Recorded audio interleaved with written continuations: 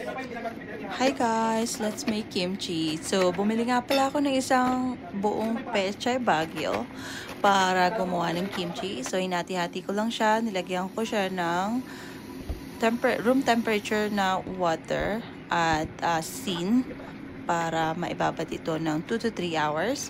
So, set aside. Gawa naman tayo ng kimchi paste. So, kuha tayo ng food processor. And then, kailangan natin ng 1 white onion. So, ginamit ko dyan isang white onion. So, hatiin lang natin siya para madali siyang i-blender. Tapos, gawa naman tayo kuha tayo ng isang ginger, small cubes of ginger, at mga 5 pieces ng garlic. After nyan, blender natin siya. So, kailangan natin lagyan ng patis, fish sauce. Yan ang sikreto ng kimchi.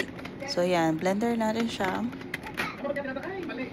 So, pure chop siya. Dapat para hindi siya malalaki pag hinalo natin siya sa kimchi. So, set aside. Kuha naman tayo ng water. Kailangan din pala sa kimchi paste is yung glutinous rice. So, water, yung glutinous rice at with sugar. So, napalamig ko na siya dyan. Nilagyan ko lang to ng kimchi powder at garlic onion na binlend natin at ginger. So, paghalo-haloin lang natin siya.